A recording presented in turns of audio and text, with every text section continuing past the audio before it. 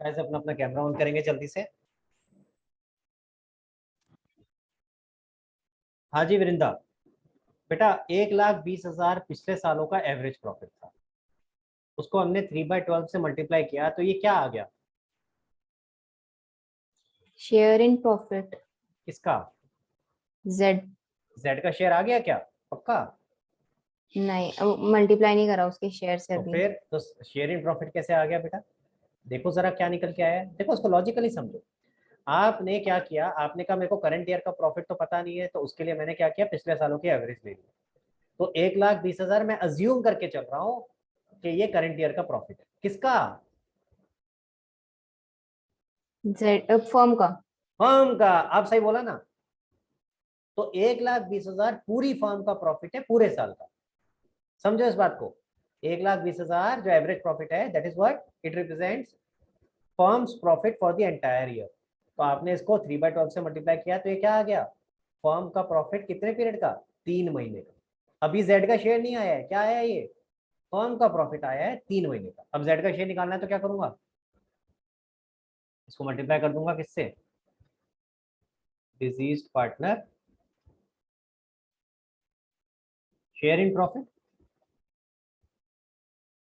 समझ आया? For example अगर मैं मान के चलता हूँ कि इसका XYZ तीनों का शेयर इक्वल था, तो किससे मल्टीप्लाई कर दूंगा? इंटू 1/3 से। समझ में आ रहा है गाइस? इस पॉइंट को समझो। अब नहीं क्लियर हो रहा है बेटा? आपने सबसे पहले एवरेज प्रॉफिट से शुरुआत करी, वो क्या रिप्रेजेंट करता है? पूरी फर्म का प्रॉफिट पूरे साल के लिए। फर्म का profit for the entire year. आपको पूरे साल का नहीं चाहिए था, 3 महीने का, तो आपने 3/12 से मल्टीप्लाई किया। लेकिन अभी भी क्या है, ये पूरी फर्म का प्रॉफिट 3 महीने का। सिर्फ जेड का शेयर नहीं है, फर्म का प्रॉफिट है 3 महीने। फिर आपने इसको मल्टीप्लाई किया किससे? 1/3, जो कि जेड का शेयर में अज्यूम करके चल रहा हूँ, क्वेश्चन में दिया होगा आपको कितना है। ठीक है, तो 1/3 से मल्टीप्लाई कर दोगे तो क्या आ जाएगा? अब आएगा जेड का शेयर फॉर 3 मंथ्स। क्लियर है? कितना आ जाएगा बेटा ये? I think 10,000। क्लियर हुआ गाइस? सबको समझ में आया मैंने कैसे निकाला? अब इसमें वेरिएशन क्या आ सकता है? वेरिएशन आ सकता है, क्वेश्चन आपसे एवरेज पीरियड की जगह बोले लास्ट मंथ का प्रॉफिट है, उसके बेसिस पे निकालो। तो फॉर्मूला चेंज क्या हो जाएगा? एवरेज प्रॉफिट की जगह last month profit into months till death upon 12 into disease partner share in profit. हो सकता है ऐसा भाई, हम एग्री तो कुछ भी कर सकते हैं ना, जरूरी तो नहीं कि एवरेज प्रॉफिट पे एग्री करेंगे। हो सकता है पार्टनर ने कहा इससे पिछले वाले साल का जो प्रॉफिट होगा उसको ले लेना बेस। ठीक है, क्लियर हो गया? तो आप एवरेज प्रॉफिट की जगह यहाँ पे लास्ट ईयर का प्रॉफिट भी आ सकता है, वो तो हमें क्वेश्चन के हिसाब से देखना पड़ेगा कि क्या है। ठीक है, तो ये होता है टाइम बेसिस। टाइम बेसिस में क्या हो रहा है, आप टाइम के हिसाब से प्रॉफिट में शेयर निकालो। 3 महीने जेड जिंदा था, उसने 3 महीने काम किया, तो 3 महीने का क्या प्रॉफिट बनता है वो निकालो। 12 महीने का इतना है तो 3 महीने का। समझ आ गई बात? इसको बोलते हैं टाइम बेसिस। इसमें एक प्रॉब्लम है। क्या प्रॉब्लम है? मान लो जो ये 3 महीने थे, पहले 3 महीने अप्रैल मई जून, यही 3 महीने ज्यादा काम करने वाले थे। यानी मैक्सिमम सेल, मैक्सिमम सारी चीजें इसी 3 महीने में होती है, बाकी 9 महीने आराम से कटते हैं, धीरे धीरे, बहुत बहुत स्लो बिजनेस होता है ना ऐसा सीजनल बिजनेसेस में। जब सीजनल बिजनेसेस देखते हो आप, तो कुछ महीने ज्यादा हेक्टिक होते हैं और कुछ महीने आराम के होते हैं। समझ आ रही है मेरी बात? जैसे फॉर एग्जांपल क्रैकर्स का बिजनेस ले लो। क्रैकर्स का बिजनेस अगर आप देख के चलोगे, तो जब शादियों का टाइम होता है, सीजन होता है, तब तो धड़ाधड़ क्रैकर्स बिक रहे होते हैं, या दिवाली का टाइम होता है तब धड़ाधड़ बिक रहे होते हैं। तब तो बहुत ज्यादा आपका सेल होता है, और बाकी पूरा साल लीन पीरियड होता है। हार्डली कोई आता है क्रैकर्स खरीदने के लिए, क्योंकि जरूरत ही नहीं होती। तो इस तरह से जितने भी सीजनल बिजनेसेस हैं, उसमें through out the year profit same नहीं रहता। हर महीने सेम थोड़ी ना होगा। तो अगर मैं ये बोलूँ कि 3 महीने का प्रॉफिट मैं ऐसे निकाल लूँ, तो इट वुड बी रॉन्ग। हो सकता है यही 3 महीने सबसे ज्यादा प्रॉफिट कमाते हैं। तो ऐसे केस में सबसे ज्यादा हो सकता है मेहनत उसने कर ली हो जेड ने, और आप उसको ओवरऑल प्रॉफिट का एवरेज दे रहे हो, तो गलत हो जाएगा। तो ऐसे केस में हमें किस चीज पे निकालना चाहिए? टर्नओवर के बेसिस पे, कि हमारी सेल इन 3 महीनों में क्या हुई है, उसके हिसाब से प्रॉफिट देखो कितना, इंस्टेड ऑफ टाइम बेसिस। समझ आ रहा है मेरी बात? उल्टा भी हो सकता है ये 3 महीने लीन जाते हो, खाली जाते हो, जिसमें ज्यादा काम नहीं होता हो, और अगले 9 महीने में ज्यादा होता हो, तो फिर हम जेड को क्यों देंगे भैया 3 महीने में ज्यादा प्रॉफिट? फिर हम कहेंगे टर्नओवर के हिसाब से निकालो, कम बनेगा तो कम देंगे, ज्यादा बनेगा तो ज्यादा ले ले, कम बनेगा तो कम ले ले। आ रहा है बात समझ में? So there is another method which is called turnover basis. पहले लॉजिक समझ में आना चाहिए कि टर्नओवर बेसिस की हम बात क्यों कर रहे हैं। टर्नओवर बेसिस, लॉजिक समझ में आया? टर्नओवर बेसिस पे हम क्यों आए? क्योंकि आपका जो बिजनेस है जरूरी नहीं है throughout the year similar profit दे रहा हो सकता है सीजनल बिजनेस हो, ऐसे केस में कुछ महीनों में ज्यादा आपकी टर्नओवर और कुछ महीनों में कम हो, यानी कुछ महीनों में ज्यादा मेहनत है कुछ महीनों में कम है, उस हिसाब से आपको प्रॉफिट निकालना चाहिए। क्लियर हुआ गाइस सबको? ठीक है, अब इस केस में कैसे निकालेंगे जरा देखते हैं। Share of disease partner in profit. अगर आप ध्यान से देखो तो ऊपर वाले फॉर्मूले में कौन सा वाला पार्ट था जो टाइम बेसिस को रिफ्लेक्ट कर रहा था? ये वाला पार्ट था, जहां हम टाइम बेसिस का यूज कर रहे थे कि भाई पूरे साल का इतना है तो 3 महीने का कितना है। यही था कि नहीं था? आ रहा है समझ में? तो मेरे को यही चेंज करना होगा, बाकी सब तो सेम रहने वाला है। तो जरा देखते हैं। तो यानी मैं यहाँ शुरुआत तो वैसे ही करूंगा, कैसे? एवरेज प्रॉफिट से, कि अगर पूरे साल का प्रॉफिट मुझे चाहिए तो मैंने एवरेज प्रॉफिट ले लिया पिछले साल, पिछले कुछ ईयर्स का, या अगर लास्ट ईयर का प्रॉफिट बोला है तो लास्ट ईयर का मल्टीप्लाइड कर। यहाँ टाइम बेसिस था, अब मुझे चाहिए टर्नओवर बेसिस। तो एक तरह से मैं बोल रहा हूँ मैंने टाइम के प्रोपोर्शन में निकाला था, अब मुझे किसके प्रोपोर्शन में चाहिए? टर्नओवर के प्रोपोर्शन में। तो मैं क्या बोलूंगा? टर्नओवर टिल डेथ, कि जब तक वो जिंदा था तब तक उसकी कितनी सेल हुई, तब तक पूरे साल में फर्म की कितनी सेल हुई, अपॉन में क्या आ जाएगा? पूरे साल की टर्नओवर। अब अगेन पूरे साल की टर्नओवर तो मुझे पता नहीं है, तो जब साल खत्म होगा तभी पता चलेगा। तो यहाँ इसके लिए भी मैं क्या कर सकता हूँ? पास्ट की एवरेज टर्नओवर ले सकता हूँ। क्लियर हुआ? ठीक है, और ये मल्टीप्लाई करूंगा तो क्या आएगा? फर्म का शेयर 3 महीने का, जो भी on the basis of turnover निकला। तो मुझे तो किसका निकालना है? पार्टनर का। तो मैं मल्टीप्लाई करूंगा disease partner share in profit. ध्यान से समझो, this is the difference in both the formula, बाकी सारा सेम। लॉजिक समझ आया? ऊपर वाले में हम टाइम के प्रोपोर्शन में प्रॉफिट्स को डिस्ट्रीब्यूट कर रहे थे, नीचे वाले में हम टर्नओवर के प्रोपोर्शन में प्रॉफिट्स को डिस्ट्रीब्यूट कर रहे हैं। गाइस क्लियर है सबको? प्लीज मुझे थम्स अप करके बताओ।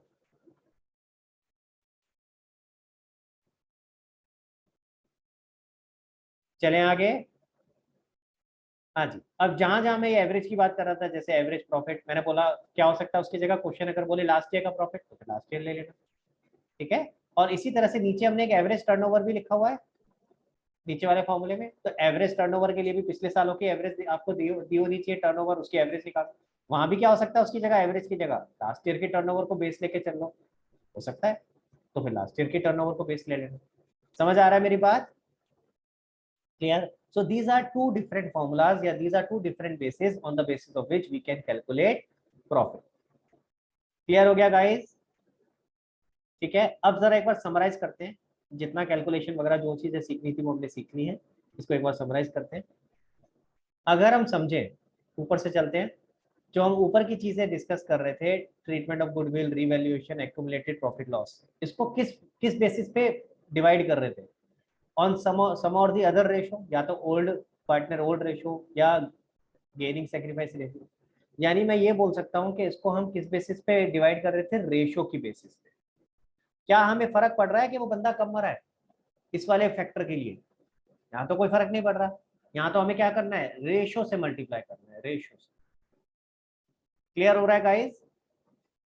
ठीक है, जो ऊपर ये वाली कैलकुलेशन है गुडविल की, रीवैल्यूएशन की, एक्यूमुलेटेड प्रॉफिट लॉस, इससे हमें फर्क नहीं पड़ रहा कि बंदा कब मरा है, साल के शुरू में मरा है, साल के बीच में मरा है। हमें जब भी कैलकुलेशन करनी है तो सीधा मल्टीप्लाई करना है रेशो से। ये क्लियर होना चाहिए, क्योंकि बच्चे यही गड़बड़ करते हैं। पता क्या करते हैं? गुडविल की कैलकुलेशन करेंगे, रेशियो से मल्टीप्लाई किया इंटू 3/12। यहां नहीं करना भाई 3/12। समझ आ रहा है मेरी बात? इसीलिए दोबारा समराइज कर रहा हूं मैं, क्योंकि मुझे पता है यही गलतियां होती हैं।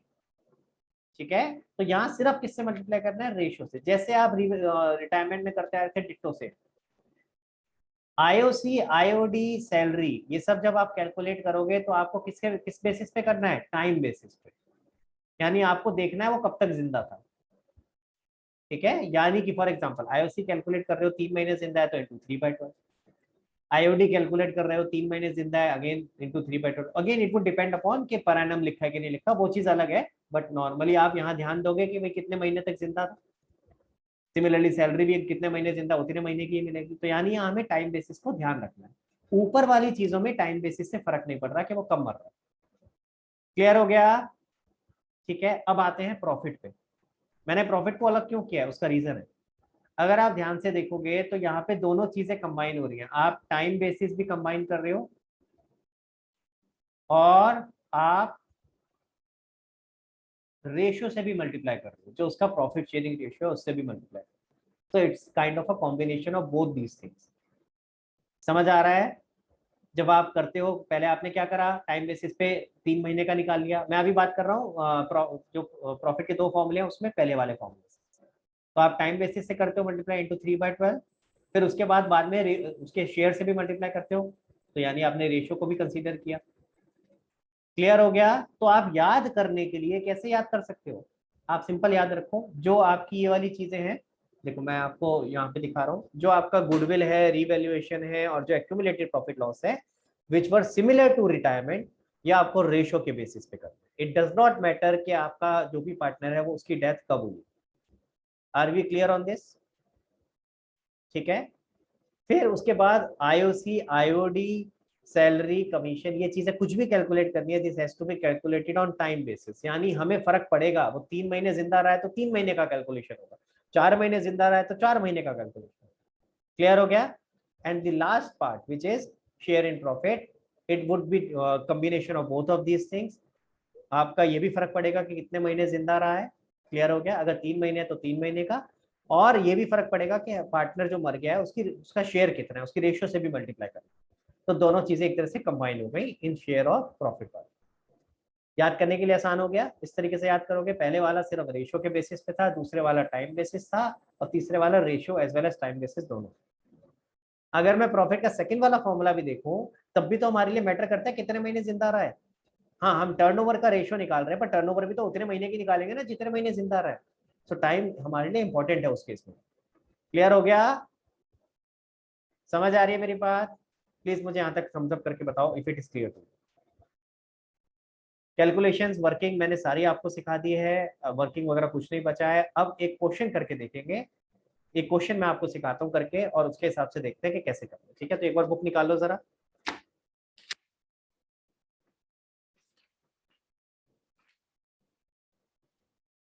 जरा डेथ का चैप्टर खोल लेते हैं भाई। जरा एक बार नजर मारते, पेज नंबर 7.30। कुछ चीजें आपको ऑलरेडी पता है, मैंने आपको सिखा दिया कैसे करना है, तो इसमें मैं नहीं सिखाऊंगा दोबारा से। क्या 7.30 में जो शुरू में देखोगे, new PSR gaining ratio, nothing different, जैसे आपने रिटायरमेंट में किया है 100% सेम। तो ये मैं दोबारा नहीं करा रहा हूँ, ये आपको ट्राई करके देखना, नहीं समझ आएगा तो मुझे बता, मैं फिर आपको बताऊंगा कहाँ दिक्कत। ठीक है। Disease partner share of goodwill, again 100% ditto same, जैसे आपने गुडविल का शेयर निकाला था रिटायरमेंट। तो ये दो टॉपिक बिल्कुल same. Calculation of profit share, ये मैंने अभी अभी सिखाया है, दो तरीके सिखाए ना, कौन से तरीके सिखाए? एक तरीका सिखाया टाइम बेसिस, दूसरा तरीका सिखाया टर्नओवर बेसिस। अच्छा, हमें कैसे पता चलेगा क्वेश्चन में कौन सा बेसिस लग रहा है? नॉर्मली टाइम बेसिस लगेगा, लेकिन क्वेश्चन में अगर टर्नओवर की डिटेल दे रखी है कि ये 3 महीने की टर्नओवर कितनी थी, पिछले साल की, या फिर एवरेज टर्नओवर पास्ट ईयर्स की कितनी थी, तो फिर टर्नओवर बेसिस लगा देना। तो अगर क्वेश्चन में टर्नओवर बेसिस की डिटेल दी है तब तो टर्नओवर बेसिस लगेगा, अदरवाइज कौन सा लगेगा? Time basis. क्लियर है गाइस सबको? समझ आ गया? ठीक है, तो ये वाला पार्ट मैंने आपको सिखा दिया अभी कैसे करना है। ठीक है, मैं आपको एक कॉम्प्रिहेंसिव क्वेश्चन सिखाऊंगा जिसके अंदर सब कुछ कवर हो। आगे चलते हैं। Deceased partner share of goodwill and profit, again वही वाला टॉपिक जो पीछे हमने सीखा वही है। Determination of amount payable to executor, executor कौन होता है? जिसको हम बोलते हैं लीगल हायर। मैं पेज नंबर 7.33 पे हूँ, आगे आ गया हूँ, अगर बाई चांस आपको समझ नहीं आया कहाँ पर। ठीक है, तो हेडिंग हेडिंग पढ़ रहा हूँ। Determination of amount payable to executor of a deceased partner. Executor कौन है? Legal heir. ठीक है, जो उसका वारिस है उसको एग्जीक्यूटर कहते हैं टेक्निकल टर्म्स में। तो उसको कितना अमाउंट पे करना है कंपनी ने, सॉरी पार्टनरशिप ने, जो फर्म है उसने, वो कैसे डिटरमाइन करेंगे, वो यहाँ पे इसके अंदर एक तरह से क्या हो गया, कॉम्प्रिहेंसिव क्वेश्चन जिसके अंदर सारे कॉन्सेप्ट कवर हो जाए। क्लियर हो गया? तो मैं एक क्वेश्चन यही वाला करके दिखा रहा हूँ, इससे ऑटोमेटिकली आपको समझ आ जाएगा किस तरीके से करना है। सो कौन सा क्वेश्चन करें भाई? काम करते हैं, क्वेश्चन 27 ले लेते हैं। 27 में आपको करके दिखा देता हूँ, ठीक है, उससे एक आपको आइडिया मिल जाएगा कि किस तरीके से इस क्वेश्चन को करना है। ठीक है, चलो क्वेश्चन नंबर 27 जरा कर लेते हैं। यहाँ पे क्वेश्चन 27 देखते हैं जरा क्या लिखा है, और मैं चाहूंगा एक जना मेरे साथ पार्टिसिपेट करे, परीक्षा। ठीक है, बस ये एक क्वेश्चन करा रहा हूँ, उसके बाद आज की क्लास खत्म। फिर नेक्स्ट क्लास में आपको थोड़ा सा इसमें जो क्वेश्चंस आपको दूंगा उसके आंसर्स डिस्कस करेंगे, और एक जर्नल एंट्रीज और सिखाऊंगा कि जर्नल एंट्रीज अगर आ जाती है क्वेश्चन में तो कैसे करते हैं। अभी मैं आपको अकाउंट बनाना सिखा रहा हूँ, नेक्स्ट क्लास में जर्नल एंट्री सीखेंगे। देखो क्वेश्चन नंबर 27 क्या कह रहा है, जरा देखते हैं। X and Y are partners, partnership deed provides inter alia. पहला, that the accounts be balanced on 31 March every year, यानी क्लोज कब हो रहा है 31 मार्च को। That the profit be divided as, X और वाई की रेशियो क्या दिया भाई, 1/2 यानी 1/2, और वाई की है 1/3, और साथ में रिजर्व दे रखा है, लो भाई रिजर्व भी लिख देते हैं। रिजर्व का कितना है, 1/6। समझ में आ रहा है? देखो मैंने क्या किया है स्क्रीन पे, अननेसेसरी कंफ्यूज करने के लिए हमारे को जाल बिछाया जा रहा है, हम कंफ्यूज नहीं होंगे। लिखना समझ आ गया कैसे करना है? अब इस रेशियो को सही करते हैं, कैसे करेंगे परीक्षा? कॉमन मल्टीपल से सबको मल्टीप्लाई करके बीच में भी 6। हाँ, तो हम एलसीएम लेंगे, एलसीएम आया 6, एलसीएम 6 आया, तो 6 बनाने के लिए क्या करेंगे, यहाँ 3/3 से मल्टीप्लाई करेंगे, यहाँ 2/2 से मल्टीप्लाई करेंगे। नीचे 6 चाहिए ना अपने को, तो नीचे 6 कैसे आएगा, समझ आ गया? तो ये आ जाएगा 3/6, ये आ जाएगा 2/6, और ये आ जाएगा 1/6। देखो समझ में आया कि नहीं आया सबको? हमें एलसीएम लिया तीनों का, 6 आया एलसीएम, तो नीचे 6 चाहिए, तो जो मल्टीप्लाई करना है नीचे 3 से 2 से वो करा, ऊपर भी वही आ गया सिर्फ। तो ये रेशियो क्या आ गई, 3:2:2। So this is the ratio. ये रेशियो किसकी है, x:y रिजर्व। कभी आज तक ऐसा आता था x:y रिजर्व? भाई ये है क्या, रिजर्व भी तो पार्टनर्स को बिलोंग करता है। बस इन्होंने क्या डिसाइड किया कि हर साल 1/6 अमाउंट रिजर्व में भी ट्रांसफर करेंगे। ये पहले ही इन्होंने अपना डिसाइड कर लिया। ठीक है, अगर रिजर्व को मैं हटा दूं तो इनकी आपस की रेशियो क्या बनेगी, x:y 3:2। समझ में आई बात, क्लियर हो गया? तो इनकी आपस की रेशियो क्या है, x:y 3:2। तो सिंपल बोल देते यार, x:y 3:2 है तो क्या चला जाता, यहीं पे गड़बड़ हो जाती है, क्वेश्चन यही खत्म हो जाता है, समझ ही नहीं आता कैसे करना। अब समझ आ गया कैसे करना है, क्लियर हो गया? आगे चलते हैं। That in the event of the death of the partner, his executor be entitled to be paid capital to his credit till the date of death. Obviously capital का amount तो उसको pay करना ही। His proportion of profit till the date of death। अरे यार इसके अंदर interest तो कुछ लिया ही नहीं इन्होंने।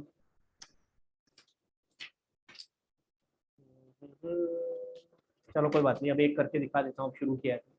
हाँ जी, तो कैपिटल देंगे उसको, प्रॉफिट का प्रोपोर्शन देंगे, लिखा है कैसे, till the date of death based on the average profit of last 3 completed year. पिछले 3 सालों का प्रॉफिट का एवरेज निकालो उसके बेसिस पे।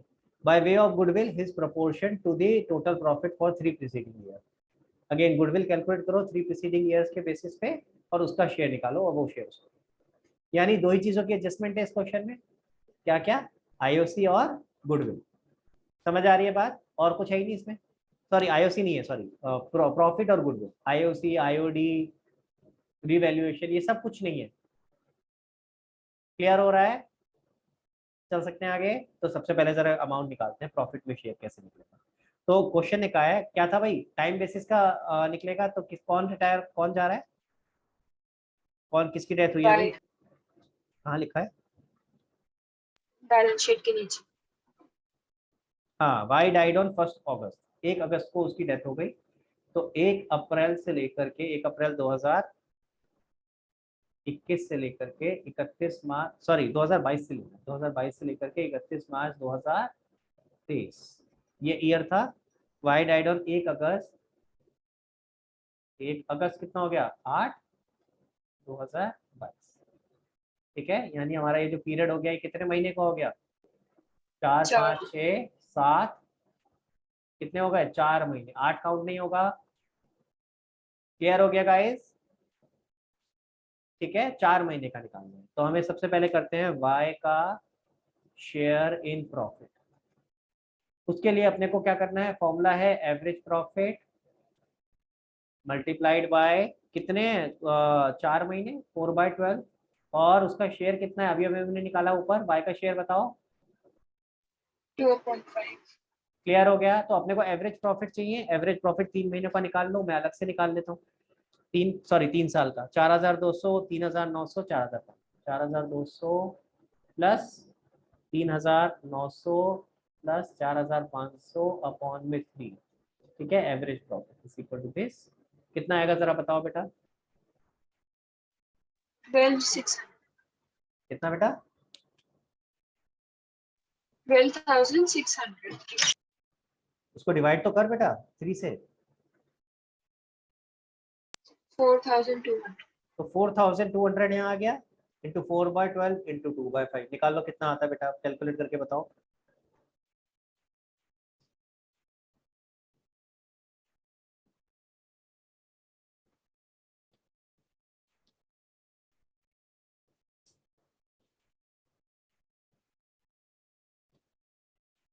560।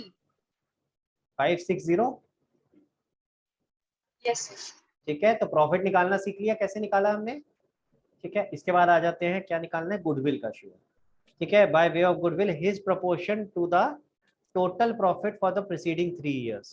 तो अगर मैं वाई का शेयर निकाल रहा हूँ इन गुडविल, क्या बोला है, उसका प्रोपोर्शन कितना है टोटल प्रॉफिट का। तो टोटल प्रॉफिट आपने ऊपर निकाल ही लिया था 16,000, 12,600। एवरेज प्रॉफिट नहीं बोला है, ध्यान से देखो, टोटल प्रॉफिट बोला, टोटल प्रॉफिट 3 साल का 16,600। उसका शेयर कितना है, वो उसका गुडविल का शेयर हो जाएगा। कितना हो गया उसका शेयर, 2/5। निकालना जरा कितना आता है।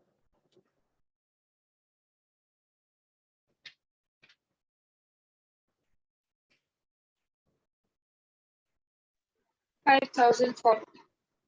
5040। क्लियर है गाइस, कैसे निकाला मैंने।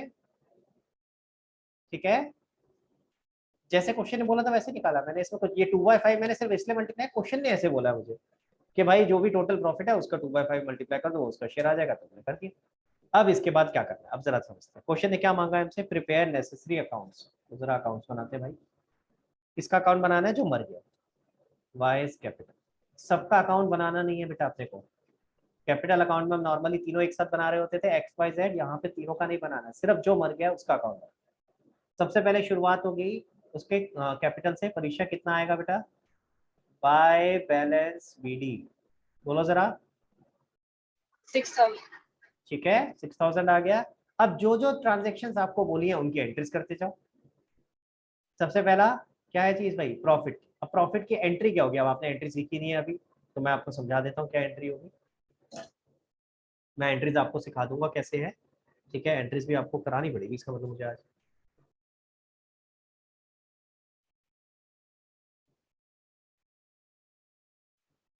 प्रॉफिट की एंट्री आप लेके चलो, होगी P&L सस्पेंस अकाउंट। एक सस्पेंस अकाउंट खुलेगा, क्यों खुलता है इसका लॉजिक नेक्स्ट क्लास में बताता हूँ। To deceased partner capital account. ठीक है, यानी आपकी एंट्री होगी P&L suspense account debit to Y capital. ठीक है, टू वाई कैपिटल। तो वाई के कैपिटल में क्या आएगा, बोलो भाई। By PNL suspense account। Y P&L suspense account. Clear है गाइस, कितने अमाउंट से, 560। P&L सस्पेंस क्यों आया अभी बताऊंगा, अभी फिलहाल उसको छोड़ के चलो आगे बढ़ सकते हैं। क्लियर हो गया ये। ठीक है, अब मुझे बताओ गुडविल की एंट्री क्या होती थी। गुडविल की तो आप कर चुके हो भाई।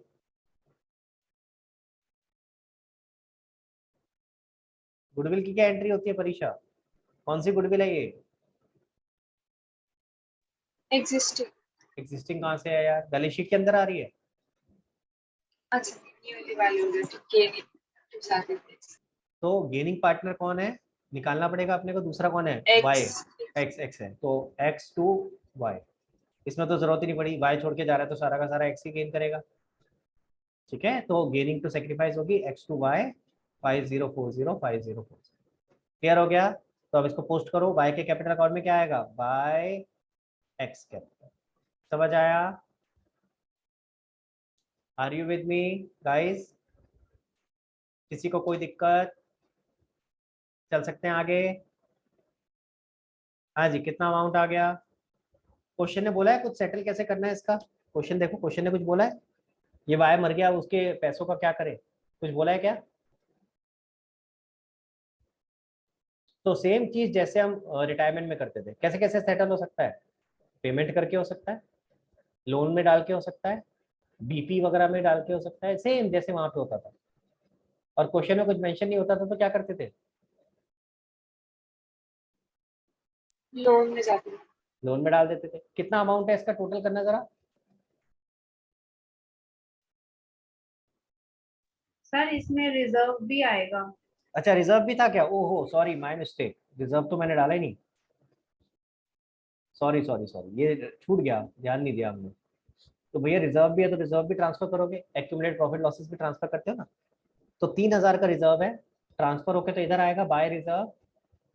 और 3,000 का इसका शेयर कितना बनेगा, जैसे हम पहले करते थे। अब ये याद रखना, गड़बड़ कहाँ होती है, पहले क्या करते थे, क्योंकि आप 3 कॉलम बना रहे होते तो 3,000 तीनों में डिस्ट्रीब्यूट हो जाता था, याद रहता था कि 3 में जाएगा। अब कॉलम एक है, पता है गड़बड़ क्या करते बच्चे, 3,000 पूरा का पूरा उठा करके इसके में डालते। 3,000 पूरा इसका थोड़ी ना है, ये गलती होती है। क्यों होती है मैं यही भी समझा रहा हूँ, क्योंकि पहले 3 कॉलम दिख रहे होते थे तो ऑटोमेटिकली याद आ जाता था कि तीनों में डिवाइड होगा। ठीक है, तो 3,000 का यहाँ पे कितना है, 2/5 निकालना जरा, कितना है, 1,200। हाँ। क्लियर हो गया गाइस? ठीक है, टोटल करो जरा। और तो कुछ है नहीं, एक्यूमुलेट प्रॉफिट लॉसेस, और है नहीं कोई रीवैल्यूएशन। देखो क्या क्या चीजें होती थी, ध्यान से देखें जरा एक बार दोबारा। पहला चलते, सबसे पहले गुडविल का करना था, गुडविल का हमने कर दिया ऑलरेडी। एग्जिस्टिंग गुडविल कोई थी नहीं, न्यूली वैल्यूड गुडविल हमने कर दी। दूसरा रिवैल्यूएशन, क्वेश्चन में कुछ था, कोई बोला ही नहीं रिवैल्यूएशन। तीसरा एक्यूमुलेटेड प्रॉफिट लॉस, वो हमने ट्रांसफर कर दिए। तो पुरानी तीनों चीजें तो सारी हो गई। उसके बाद आईओसी वो है नहीं क्वेश्चन में, आईओडी वो है नहीं क्वेश्चन में, सैलरी कमीशन है नहीं क्वेश्चन में, प्रॉफिट था, प्रॉफिट हमने कर दिया, सब चीजें कवर हो गई, कुछ बचा तो नहीं भाई? ठीक है, तो अब हम क्लोज कर सकते हैं। हाँ शगुन। सर इसमें फर्स्ट स्टेटमेंट में दे रखा है कि कैरी टू अ रिजर्व 1/6, इसका मतलब क्या होगा फिर? बेटा ये तो अगर हम नॉर्मल प्रॉफिट, अगर हम नॉर्मल पार्टनरशिप कर रहे थे तब ये था कि आपका जो भी प्रॉफिट हुआ करेगा उसका 1/6 हम रिजर्व में लेके जा रहे हैं, और बाकी प्रॉफिट्स को हम एक्स और वाई में डिस्ट्रीब्यूट कर रहे हैं। ठीक है, अब तो हम पार्टनरशिप बंद कर रहे हैं, तो अब रिजर्व उल्टा, अब तो रिजर्व से ट्रांसफर कर रहे हैं इसके अकाउंट में। तो फिर अब रिजर्व थोड़ी ना बनाना है, रिजर्व तो अब तो खत्म कर रहे हैं ना यार। इसीलिए उसका बस पर्पस ये था ताकि हम ये इस रेशियो तक पहुंच सके। ये रेशियो तभी तो निकली मैंने जब वो लिखा, नहीं तो यहाँ तक पहुंच नहीं पाता ना, एक्स और वाई की रेशियो क्या है। ठीक है, यस सर। हाँ जी। अब क्या करेंगे भाई, इसको क्लोज करते हैं, जरा टोटल करो कितना आता है परीक्षा। 12,800। 12,800। 12,800 क्या लिखूंगा बेटा यहाँ पे? To Y's loan. To Y's loan account, Y का भूत आएगा तेरे से लोन लेने के लिए, ला मेरे लोन के पैसे वापस कर। भाई अगर वाई लोन लिखेगी तो मतलब यही है कि ये तो वाई का लोन है, वाई लेने के लिए आएगा, रात को आएगा सपने में। फिर तो चाहते हो वाई का लोन, वाई आए रात को सपने में? नहीं चाहते ना। कौन आए, कौन लेके जाएगा पैसे? एग्जीक्यूटर। तो इसको हमें ट्रांसफर करना पड़ेगा वाइस एग्जीक्यूटर अकाउंट। जो भी सेटलमेंट होगी वो एग्जीक्यूटर अकाउंट के थ्रू होगी, ध्यान से सुनना इस बात को। अगर क्वेश्चन में लिखा है जैसे 12,800 पे करने थे, क्वेश्चन में लिखा है हमने 12,800 इमीडिएटली पे कर दिए, प्लीज यहाँ टू कैश मत कर देना। अगर आपने यहाँ टू कैश कर दिया इसका मतलब आपने उसको भूत को पैसे दिए। आ रही है बात समझ में? तो यहाँ टू कैश नहीं हो सकता, आपने वाई को पैसे नहीं दिए हैं। तो सबसे पहले हमेशा याद रखना, जब भी डेथ के केस में जो भी अकाउंट है जो जिसकी डेथ हुई है उसका कैपिटल अकाउंट क्लोज करोगे तो वहां सेटलमेंट नहीं होगी, वहां से पहले अमाउंट ट्रांसफर होगा executor account. Are you with me? फिर उस एग्जीक्यूटर अकाउंट के थ्रू सेटलमेंट होगी, चाहे आप उसके लोन में डालो, चाहे आप उसके कैश में दो, चाहे आप उसके बीपी में दो, जो सेटलमेंट होगी वो उसके एग्जीक्यूटर के थ्रू होगी। क्लियर हो गया गाइस? ठीक है, चलो भाई आगे चलते हैं। तो फिर इसका एग्जीक्यूटर अकाउंट भी बना के दिखाते हैं आपको, वाइज एग्जीक्यूटर अकाउंट। हाँ जी, आपने 2 बाय एग्जीक्यूटर किया तो वाई एग्जीक्यूटर में क्या आएगा, बाय वाइज कैपिटल, ये एंट्री क्रॉस होके आ जाएगी यहाँ पे। क्लियर हो गया गाइस? 12,800। ठीक है, अब क्वेश्चन अगर साइलेंट है तो मैं क्या करूंगा, 2 बाय एग्जीक्यूटर का लोन होगा, वाई का लोन नहीं होगा। ठीक है, इस अमाउंट को उसके एग्जीक्यूटर के लोन अकाउंट में ट्रांसफर कर दो। आई बात समझ में? This is how you should show. कभी भी डायरेक्टली सेटलमेंट वाई के कैपिटल अकाउंट में नहीं होगी। Did you get the logic? उसके भूत के साथ सेटल नहीं कर रहे हो, जो भी सेटलमेंट हो रहा है उसके एग्जीक्यूटर के साथ हो रहा है। तो पहले आपने जो भी फाइनल अमाउंट निकालना था निकाल लिया कि कितना पे करना है, उस अमाउंट को ट्रांसफर किया एग्जीक्यूटर अकाउंट में, और फिर जो भी एडजस्टमेंट होगी वो एग्जीक्यूटर अकाउंट के थ्रू। क्लियर हो गया गाइस? सबको समझ आया? अगर यहाँ पे कर रहा होता तो टू बाय एग्जीक्यूटर लोन की जगह क्या आ जाता? To cash. अगर इसको बीपी दे रहे होते तो बीपी आ जाता, पर किस अकाउंट में आता? By executor account. किसी को कोई डाउट यहाँ तक? सर हाँ बेटा। जब भी नेसेसरी अकाउंट्स लिखा है तो ये दोनों तो आएंगे। दोनों अकाउंट बनाने हैं बेटा। क्लियर है? अगर सिर्फ लिखा है प्रिपेयर वाइज कैपिटल अकाउंट तो फिर सिर्फ कैपिटल अकाउंट बनाना है। अब इसी तरीके से अगर मान लो हमने और कौन कौन सी एंट्री नहीं करी, देखो इस केस में आपका एक्यूमुलेटेड प्रॉफिट का तो कवर हो गया, गुडविल का भी कवर हो गया। ठीक है, गुडविल में यहाँ पे एक ही नाम आया क्योंकि एक ही गेनिंग पार्टनर था। दो गेनिंग पार्टनर होते तो दो आ जाते, by X by Y by Z जो भी आता दो आ जाते। क्लियर हो गया? ठीक है, तो गुडविल का भी आपने देख लिया, यहाँ पे इसका भी देख लिया। रिवैल्यूएशन का प्रॉफिट लॉस होता तो अगर प्रॉफिट होता तो क्रेडिट साइड पे आता, लॉस होता तो डेबिट साइड पे। किस नाम से आता? बाय रिवैल्यूएशन या टू रिवैल्यूएशन। ये ऑलरेडी आपने सीखा हुआ है, आपने रिटायरमेंट में करा हुआ है, वैसे ही होगा बिल्कुल डिट्टो से। तो ये तीन तो समझ में आ गए, रिवैल्यूएशन, गुडविल और एक्यूमुलेटेड प्रॉफिट लॉस किस नाम से आएंगे समझ में आ गए। ठीक है, अब आते हैं बाकी चीजें बची क्या? Interest on capital. Interest on capital किस साइड में आएगा पहले तो ये बताओ। इंटरेस्ट ऑन कैपिटल मेरे कैपिटल अकाउंट की किस साइड में आएगा? ये फंडामेंटल में कर चुके हो आप, इसमें कुछ नया नहीं है। क्रेडिट साइड पे, उससे कैपिटल बढ़ता है इंटरेस्ट ऑन कैपिटल से। ठीक है ना, वही चीज है, बस याद रखना है। तो बाय इंटरेस्ट ऑन कैपिटल आ जाएगा। अगर इंटरेस्ट ऑन ड्राइंग होगा तो किधर आ जाएगा? डेबिट साइड पे, तो टू इंटरेस्ट ऑन ड्राइंग्स आ जाएगा कैपिटल अकाउंट में। कैलकुलेशन आपने अलग से सीख ली, मैं सिर्फ ट्रीटमेंट बता रहा हूँ कि उसकी पोस्टिंग कैसे हो। ठीक है, इसके अलावा सैलरी और कमीशन हमें मिल रहा है तो वो किधर आएगा? क्रेडिट साइड पे, by salary bye commission. Clear? Profit and loss, profit के लिए भी आपने क्या करा? अगर प्रॉफिट में शेयर मिल रहा है तो आपका by profit and loss appropriation आता था, याद करो। फंडामेंटल में आता किधर था? क्रेडिट साइड पे ही आता था। मैंने अभी भी क्रेडिट साइड पे लिखा है, बस एक डिफरेंस कर दिया, by profit and loss appropriation की जगह profit and loss suspense account कर दिया। ये अभी आगे अगली क्लास में मैं सिखाऊंगा कि ऐसा क्यों है या इसका क्या और ऑल्टरनेटिव और भी क्या केसेस बन सकते हैं वो सिखाऊंगा।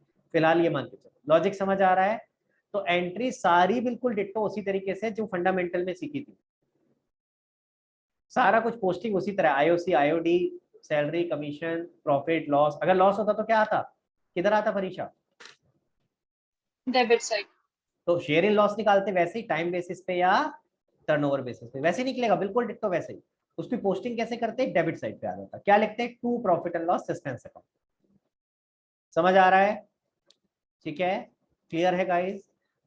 प्रॉफिट एंड लॉस में profit and loss suspense account की जगह एक और भी चीज होती है जो आ सकती है। दो केसेस होते हैं, दूसरा केस बाद में समझाऊंगा, फिलहाल यही मान के चलो एक ही केस है। नेक्स्ट क्लास में जब करेंगे ना तब सिखाऊंगा कि दूसरा केस क्या हो सकता है। डेथ आपका 99% मैंने आज खत्म कर दिया है, सिर्फ 1% वो जो एक दूसरा केस सिखाना है और जनरल एंट्रीज एक बार आपको लिख के दिखानी है, बस वही बचा है। जनरल एंट्रीज भी आपको मोटा मोटा आती है, वही चीजें हैं जो पहले सीखी है, उसको कुछ नया नहीं। सिर्फ 1% बचा है, वो मैं आपको नेक्स्ट क्लास में सिखा दूंगा। तो नेक्स्ट क्लास तक भैया आपका काम बढ़ेगा। ऑब्वियसली आपको होमवर्क काफी सारा मिलने वाला है, होमवर्क में क्वेश्चंस करने हैं आपने। ठीक है, क्लियर है गाइस? तो वो खत्म करके रखना ताकि नेक्स्ट क्लास में हम डेथ को खत्म करें और फिर हम नया चैप्टर शुरू कर सकें। अब नेक्स्ट क्लास में मैं ये चाहता हूँ कि हम 1 घंटे में डेथ को खत्म कर लें, जो भी आपके डाउट्स हो वो ले लें, प्लस साथ में एक टेस्ट ले लें, क्योंकि हमारे पास टाइम बचेगा, मैं उस दिन नया शुरू नहीं करना चाहता। ठीक है, तो हम एक टेस्ट रख लेते हैं नेक्स्ट क्लास में। तो फर्स्ट 1 आवर में हम डिस्कशन कर लेंगे, नेक्स्ट 1 आवर में हम टेस्ट ले लेंगे, या वैसा वर्षा भी कर सकते हैं, विल सी कैसे करना है। तो आप प्लीज रिटायरमेंट के लिए तैयार करके रखना।